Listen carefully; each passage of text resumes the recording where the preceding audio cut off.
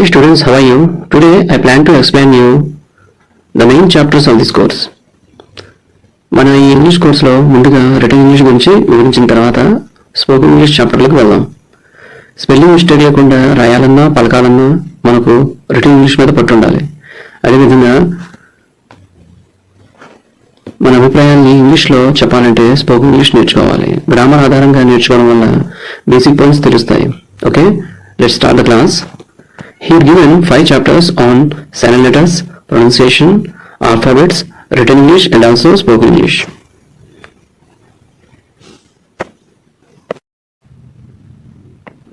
Okay, silent letters. English పదాల్లోని కొన్ని లెటర్స్ను మనం పలకం, వాటిని సైలెంట్ చేస్తాం. వాటిని సులువైన పద్ధతిలో మనం తెలుసుకోవచ్చు. Here given 2 examples for reference. Suppose if take the letter R, this letter sometimes becomes silent because of some particular and fixed reasons.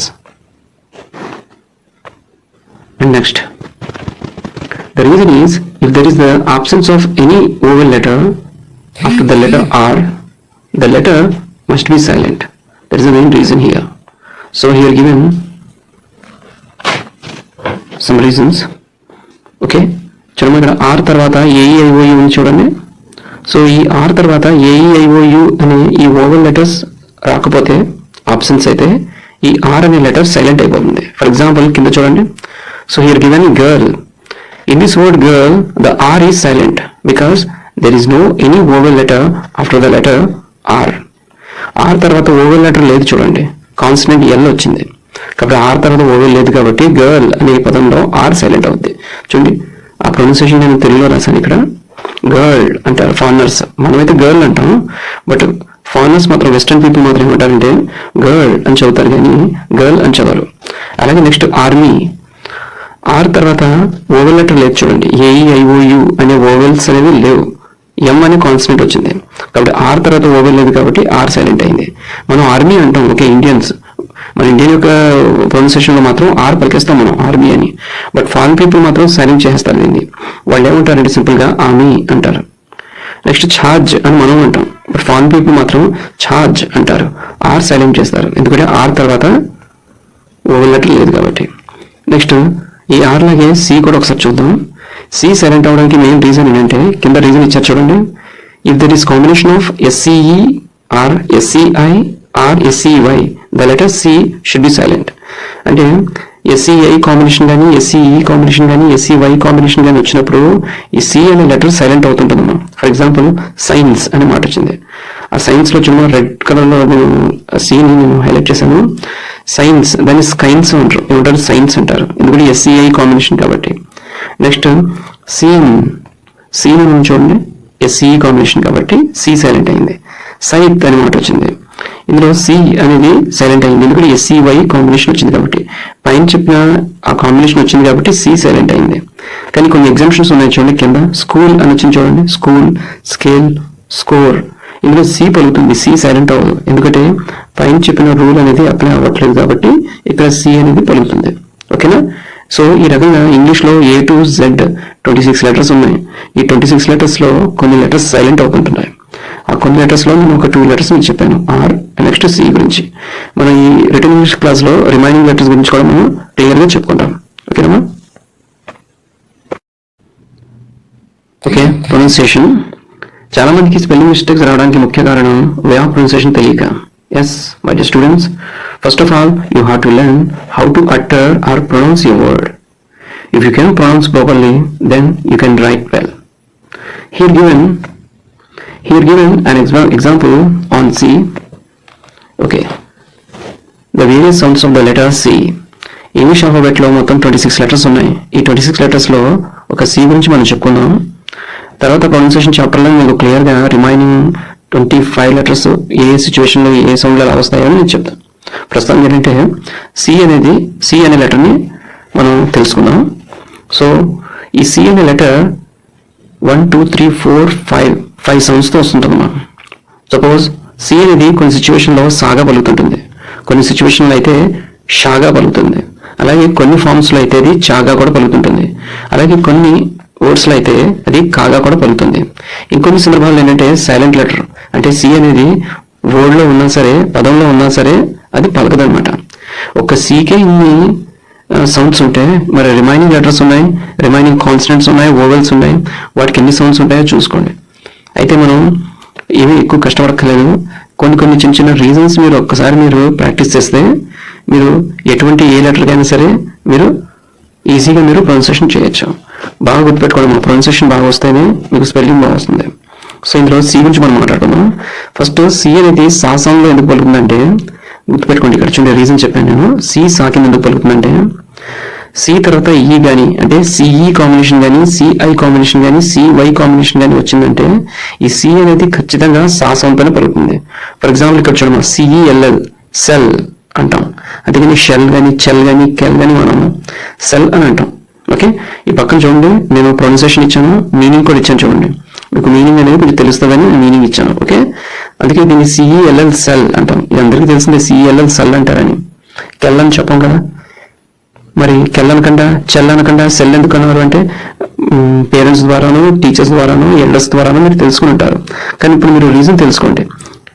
ఇక్కడ సి అనేది సాగా పలకడానికి కారణం ఏంటంటే సి తర్వాత ఈ వచ్చింది కాబట్టి. అలాగే నెక్స్ట్ సిటీ గురించి మాట్లాడుకున్నాం. సిటీలో కూడా సి తర్వాత ఐ వచ్చింది కాబట్టి సా సౌండ్తోనే పలికింది. అలాగే పాలసీలో కూడా మీరు అబ్జర్వ్ చేయండి, సి తర్వాత వై వచ్చింది కాబట్టి ఈ సి అనేది సా గుణితంలో పలికింది.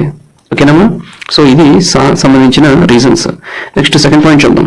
సి అనేది షాగా కూడా పలుకుతుంది. అలా షాగా పలకడానికి కారణం ఏంటంటే ఈ పక్కన రీజన్స్ చెప్పాను చూడండి. C plus EA or C plus IA అంటే సిఈఏ కాంబినేషన్ కానీ, సిఐఏ కాంబినేషన్ కానీ వచ్చిందంటే ఈ సి అనేది షాగా పలుకుతుంది. ఫర్ ఎగ్జాంపుల్ ఓషియన్ అని మాట వచ్చింది. ఓషియన్, ఓకియన్, ఓచియన్, ఓసియన్ అని చెప్పరు, ఏమంటారు ఓషియన్ అంటారు. ఓషియన్ అంటే మహాసముద్రం. ఎందుకు ఇక్కడ సి షాగా పలికిందంటే సిఈఏ కాంబినేషన్ వచ్చింది కాబట్టి. నెక్స్ట్ సోషియల్ అని ఉంది. సోషియల్లో కూడా షా సౌండ్తోనే వచ్చింది, మీరు అబ్జర్వ్ చేయండి. అలాగే మ్యూజిషియన్ అని మాట వచ్చింది. మనం మ్యూజిషియన్ అంటాం కానీ మ్యూజిషియన్ కానీ లేదా మ్యూజికియన్ కానీ ఏం చెప్పాం, మనం ఏమంటాం మ్యూజిషియన్ అని చెప్తుంటాం అన్నమాట. ఇక్కడ షియన్ అని మాట ఎందుకు చెప్పామంటే సిఐఏ కాంబినేషన్ వచ్చింది కాబట్టి. ఇక్కడ తెలుగులో కొన్ని రాంగ్ గా వచ్చేసింది, మ్యూజిషియన్ అని పడింది తప్ప మరి మ్యూజిషియన్ అని చెప్పాలన్నమాట. నేను అక్కడ టైపింగ్ రాంగ్ గా పడింది, మీరు గమనించండి. మ్యూజిషియన్ అంటే షాగా పలుకుతుంది. నెక్స్ట్ చాగా ఎందుకు పలుకుతుందో తెలుసుకుందాం. సిహెచ్ కాంబినేషన్ వస్తే ఈ సి అనేది చాగా పలుకుతుంది. ఫర్ ఎగ్జాంపుల్ చైల్డ్, దీన్ని కైల్డ్ కానీ లేదా సైల్డ్ కానీ అని చెప్పాం, షైల్డ్ కానీ చెప్పాం, ఏమంటాం చైల్డ్ అని అంటాం. రీజన్ ఏంటంటే సిహెచ్ కాంబినేషన్లో వచ్చింది కాబట్టి చాగానే పలకాలి. అలాగే చైర్, అలాగే చైన్ అని మాటలో చర్చండి. సో ఈ రకంగా ఏంటంటే చాగా పలుకుతుంది. నెక్స్ట్ సి అనేది సైలెంట్ ఎందుకు అవుతుంది అనేది మనం ఇంతకుముందు సైలెంట్ లెటర్స్ చాప్టర్లో మనం చెప్పుకున్నాం. ఆ ఎగ్జాంపుల్స్ ఇక్కడ ఉన్నాయి చూడండి. ఓకేనా, మళ్ళీ క్లియర్గా నేను చెప్పాల్సిన అవసరం లేదుగా. నెక్స్ట్ కా సౌండ్, ఫిఫ్త్ సౌండ్. కాకి చూడండి ఒక రీజన్ చెప్పాడు. In remaining forms the letter C mostly pronounced as కా సౌండ్ అంటే పైన చెప్పిన 4 రీజన్స్ ఉన్నాయి కదమ్మా, సా రీజన్, షా రీజన్, చా రీజన్, సైలెంట్ లెటర్స్ అయ్యే రీజన్స్. ఈ పైన చెప్పిన రీజన్స్ ఏవైతే ఉన్నాయో ఈ రీజన్స్ మినహాయించి మిగిలిన సందర్భాల్లో ఈ సి అనేది కాగా పలుకుతుంది అనమాట. సపోజ్ ఒక 100 ఎగ్జాంపుల్స్ తీసుకుంటే కనుక ఆ 100 ఎగ్జాంపుల్స్లో ఒక 20% వర్డ్స్ అనేది పైన చెప్పిన ఆ 4 రీజన్స్ ని కవర్ చేస్తే 80% మాత్రం ఆ 4 రీజన్స్ కి సంబంధం లేకుండా వస్తాయి. ఆ 80% వర్డ్స్ అనేవి అటువంటి వర్డ్స్ లో సి అనేది కాగా పలుకుతుంటుంది. అంటే ఎక్కువగా సి అనేది కా అని శబ్దంతోనే పలుకుతుందమ్మా. అలా కాని పలకలేదంటే పైన ఉన్న రీజన్స్ వస్తే కా కింద పలకదు. పైన చెప్పబడిన రీజన్స్ రాకపోతే సి అనేది కాగానే పలుకుతుంది. ఎగ్జాంపుల్ చూడండి, కార్ అని వచ్చింది, సిఏఆర్, సి తర్వాత ఏ వచ్చింది, పైన చెప్పిన రీజన్స్ ఎక్కడే అప్లై అవ్వట్లేదు కాబట్టి కాగా పలికింది.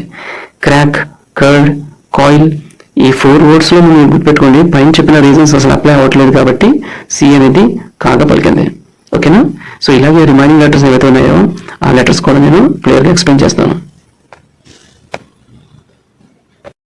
తెలుగులో కొన్ని కష్టమైన పదాలను ఇంగ్లీష్లో రాయడానికి చాలామంది ప్రాబ్లం ఫేస్ చేస్తుంటారు. అయితే ఎలాంటి డిఫికల్ట్ వర్డ్ అయినా సరే తెలుగులో దాన్ని ఇంగ్లీష్లో ఈజీగా రాయాలంటే కొన్ని ఈజీ మెథడ్స్ తోటి మా యొక్క రిటర్న్ ఇంగ్లీష్లో క్లియర్గా ఎక్స్ప్లెయిన్ చేయడం ఉంది. దీనికి గాను ఫస్ట్ ఆఫ్ ఆల్ ఏంటంటే ఆల్ఫాబెట్స్, అక్షరమాల అనే టాపిక్కి మెయిన్ స్టూడెంట్స్కి చెప్పడం జరుగుతుంది. ఇందులో ఓవెల్స్, కాన్సనెంట్ గురించి క్లియర్గా చెప్పడం, తర్వాత తెలుగు లెటర్స్ ఇంగ్లీష్లో ఏ విధంగా అవి ఉంటాయి అనేది అటు ఓవెల్స్లోను కాన్సనెంట్లోను క్లియర్గా ఎక్స్ప్లెయిన్ చేసిన తర్వాత గుణింతాలు అంటే స్పెల్లింగ్స్ అనేవి కూడా నేర్పిస్తాం అనమాట. ఈ ఆల్ఫాబెట్స్, స్పెల్లింగ్స్ మొత్తం కా నుంచి క్ష వరకు ఉన్న లెటర్స్ మీరు స్పెల్లింగ్స్ అవి నేర్పించిన తర్వాత డిఫికల్ట్గా ఉండే ఇలాంటి పదాన్ని మేము ఎక్స్ప్లెయిన్ చేస్తాం అనమాట. మామూలుగా ఇప్పుడు ఇది ఇంట్రొడక్షన్ క్లాస్ కాబట్టి మీకు మామూలుగా చెప్తున్నాను చూడండి. ఫర్ ఎగ్జాంపుల్ మార్పు అనే మాట ఉంది. ఈ తెలుగు వర్డ్ మార్పు అనే మాటని మీరు ఇంగ్లీష్లో రాయాలంటే కనుక ఇలా చూస్తే కొంచెం డిఫికల్ట్గా అనిపిస్తుంది. ఇక్కడ మార్పులో రూ కింద పావుతుంది చూడండి, అంటే డబల్ లెటర్స్ ఉంది, అంటే సంయుక్త అక్షరం ఉందన్నమాట. సో ఇలా డబల్ లెటర్స్ ఏం చేస్తారంటే డివైడ్ చేసేసేయండి, మీరు ఈజీగా ఆన్సర్ చేసేయచ్చు. మార్పు అనమాట వచ్చింది, దీనికి సౌండింగ్ మీరు అబ్జర్వ్ చేయండి. మార్పు, మార్పు అంతే కదా. సో ఇప్పుడు చూడండి, మార్ అంటే ఎంఏఆర్, మార్, పు అంటే పియు. ఓకే, నెక్స్ట్ ద్రవ్యోల్బణం. చూడడానికి ద్రవ్యోల్బణం చాలా కష్టంగా ఉంది, ఇంగ్లీష్లో రాయడం కష్టమేమో అని ఫీల్ అవుతారు, కానీ మీరు సౌండింగ్ అబ్జర్వ్ చేయండి, మ్యాగ్నిఫైయింగ్ సౌండ్ మీరు అబ్జర్వ్ చేయండి. అదేంటంటే సూక్ష్మంగా మీరు దాన్ని ఆ సౌండ్ని అబ్జర్వ్ చేయాలి. చూడండి, ద్రవ్యోల్బణం, ద్రవ్ యోల్ బాణం, ద్రవ్ యోల్ బాణం. ద్రవ్ అంటే డిఆర్ఏవి, యోల్ వైఓఎల్, బా బిఏ, ణం ఎన్ఏఎం, ద్రవ్యోల్బణం. అలాగే హల్లెలూయా, అలాగే నెక్స్ట్ అల్లాహు అక్బర్. నెక్స్ట్ విఘ్నేశ్వరుడు తీసుకుంటే కనుక విఘ్ అని వస్తుంది. విఘ్నేశ్వరుడు అనమాట చూడడానికి కొంచెం కష్టంగా ఉంది, కానీ చూడండి, విఘ్నేశ్వరుడు, విఘ్నేశ్వరుడు, విఘ్నేశ్వరుడు అతను. కాబట్టి ఇక్కడ విఘ్ అంటే విఐజిహెచ్, విఘ్, నేష్ ఎన్ఈఎస్హెచ్, వా డబ్ల్యూఏ, రు ఆర్యు, డు డియు. సో విఘ్నేశ్వరుడు అనే స్పెల్లింగ్ ఆ విధంగా ఫ్రేమ్ అవుతుంది అనమాట. ఓకేనా డియర్ స్టూడెంట్స్, ఈ స్పోకెన్ ఇంగ్లీష్ కోర్స్ మనం నేర్పేటప్పుడు ఏంటంటే గ్రామర్ని బేస్ చేసుకొని మేము క్లియర్గా ఎక్స్ప్లెయిన్ చేస్తాం. ఇలా గ్రామర్ని బేస్ చేసుకొని మీరు నేర్చుకోవడం వల్ల, ఇంగ్లీష్ లాంగ్వేజ్ నేర్చుకోవడం వల్ల ఎటువంటి సిచ్యువేషన్ అయినా సరే మీరు ఆ సెంటెన్స్ని ఫ్రేమ్ చేయగలరు అనమాట. కాబట్టి మన బేసిక్ పాయింట్స్ నుంచి మనం నేర్చుకోవాలంటే గ్రామర్ బేస్లోనే మనం వెళ్ళాలి ఎదురుకి. మీకు రోజు ఏంటంటే ఇలా గ్రామర్ బేస్ చేసుకుని టెన్సెస్ కానీ లేదా నెక్స్ట్ ఆక్సిలరీ వెర్బ్స్ గురించి కానీ మనం చెప్పుకుంటూ ఉంటాం ట్యాబ్లెట్ ఫామ్లో. అయితే అది ఆ సెక్షన్ మామూలుగానే రన్ అవుతుంటుంది. అయితే ఈ డైలీ రొటీన్ వర్డ్స్ అనేవి డే 1, డే 2, డే 30 వరకు ఇది కూడా మెయిన్ వన్ సైడ్ నుంచి ఇవి కూడా రన్ అవుతుంటుంది అన్నమాట. అంటే మీరు ఈ స్ట్రక్చర్ అనేది మీరు ఎలాగో ప్రాక్టీస్ అవుతుంటారు, టెన్సెస్ గురించి, యాక్టివ్స్ పాజిటివ్స్ గురించి కానీ లేదా ఆక్సిలరీ వెర్బ్స్ గురించి మీరు గ్రామర్ బేస్తో మీరు నేర్చుకుని ఉంటారు సెంటెన్స్ కన్స్ట్రక్షన్ అనేది. అట్ ద సేమ్ వే మీరు ఈ డైలీ రొటీన్ వర్డ్స్ కూడా మీరు నేర్చుకుంటున్నారు రోజుకి ఒక 10 వర్డ్స్. ఓకే, ఇది కూడా మేము నేర్పిస్తుంటాం. అయితే మామూలుగా అంటే తెలుగులో మీరు ఇది నేర్చుకునేటప్పుడు చూడండి, అంటే ఇలా మేము రోజు అంటే డే 1 నుంచి డే 30 వరకు ఇలా తయారు చేస్తాము, రోజుకి 10 వర్డ్స్. మీకు ఇందులో కొన్ని ఇంపార్టెంట్ వర్డ్స్ చెప్తాను చూడండి. మామూలుగా అయితే ఏమంటుంటాం, అమ్మ అన్నం పెట్టు అంటాం కదా, దాన్ని ఇంగ్లీష్లో ఏమంటాం, మామ్ పుట్ ద రైస్ అంటాం. నాన్న వచ్చారా, దీన్ని ఏమంటారు, డిడ్ డాడ్ కమ్ అంటాం. మీకు డిడ్ డాడ్ కమ్ అనే మాట రాయొచ్చు, కానీ మాట్లాడడం అంటే కొంచెం ఇబ్బందిగా ఉంది, డిడ్ డాడ్ కమ్ అని. దీనికి షార్ట్ కట్ ఎలా చెప్పాలంటే, నాన్న వచ్చారా అని అన్నాం అనుకోండి, డాడ్ కమ్ అని కూడా చెప్పొచ్చు. అంటే ఆ ఇంట్రోగేటివ్ మూడ్ అనేది ఆ సౌండింగ్ లో రావాలన్నమాట మీద అది. ఓకే, అమ్మ మార్నింగ్ త్వరగా లేపు అని చెప్పాం అనుకో, సపోజ్ అమ్మ మార్నింగ్ త్వరగా లేపు అని చెప్పాలి. దాన్ని మనం ఇంగ్లీష్లో మామూలుగా అయితే ఎలా రాస్తాం, mom get me up early in the morning అని ఉంటుంది. కానీ దీన్ని షార్ట్ కట్ గా కూడా ఎలా చెప్పొచ్చు అంటే, mom get me early in the morning అని కూడా చెప్పొచ్చు. ఓకేనా, చదువుకుంటున్నాను అంటారు, ఐఆమ్ స్టడీయింగ్, బ్రష్ చేస్తున్నాను, ఐఆమ్ బ్రషింగ్, బ్రష్ చేసేసాను, ఐ బ్రష్డ్, స్నానం చేసేసాను, ఐ టుక్ బాత్, టిఫిన్ తయారు చేసావా అని చెప్పాలి. డూ యూ మేక్ టిఫిన్ ఇలా కూడా చెప్పొచ్చు, లేదా నెక్స్ట్ యూ మేక్ టిఫిన్ అని కూడా చెప్పొచ్చు. టిఫిన్ తింటున్నాను, ఐఆమ్ ఈటింగ్ టిఫిన్, టిఫిన్ తినేసాను, ఐ ఏట్ టిఫిన్, ఇదిగో ఇటు చూడు, లుక్ ఎట్ హియర్, వస్తున్నా, ఐఎమ్ కమింగ్. ఇలా కొన్ని ఇంపార్టెంట్ వర్డ్స్ అని ఉంటాయి అన్నమాట. డే 2 అయితే ఇలా వస్తుంటుంది, అక్కడికి వెళ్ళు, గో దేర్, ఇటురా, come here, sit here, be there, తిను, త్వరగా పరిగెత్తు, రన్ ఫాస్ట్, ముందు విను, ఫస్ట్ లిజన్, తర్వాత మాట్లాడు, then after talk or then after speak. చదువుకోరా ముందు అంటుంటాం చూడండి, చదువుకోరా ముందు అంటుంటాం, దాన్ని ఏమంటారు, స్టడీ ఫస్ట్. తినరా అంటే దాన్ని ఏమంటారంటే ఫస్ట్ యూ ఈట్ అన్నారు. రాసేసావా, దీన్ని ఏమంటారు, డిడ్ యూ రైట్ అని చెప్తారు. డిడ్ యూ రైట్ అని చెప్పొచ్చు, యూ రైట్ అని కూడా చెప్పొచ్చు. అంటే మామూలుగా అయితే రాసేసావా అని క్వశ్చనింగ్ కదా, అది డిడ్ యూ రైట్ అంటాం. డిడ్ చెప్పకుండా కూడా ఇలా చెప్పొచ్చు, యూ రైట్ అని కూడా చెప్పొచ్చు. అంటే అక్కడ ఇంట్రోగేటివ్ మూడ్ అనేది ఆ టోన్లో రావాలన్నమాట. ఏదైనా సరే తీసుకురా అంటాం చూడండి, బ్రింగ్ ఇట్ అంటమాట. కాలేజ్కి వెళ్తున్నా అంటే ఐ గోయింగ్ టు కాలేజ్ అని చెప్తుంటారు. సో ఈ రకంగా ఈ పెన్ ఉందా, స్కేల్ ఇటువంటి ఉన్నాయి చూడండి వర్డ్స్, ఇలాంటి ఒక 10 వర్డ్స్ అనేది మీకు రోజు నేర్పిస్తుంటాం అన్నమాట. సో ఈ రకంగా లాంగ్వేజ్ అనేది ఇంప్రూవ్ అవుతుంటుంది అన్నమాట.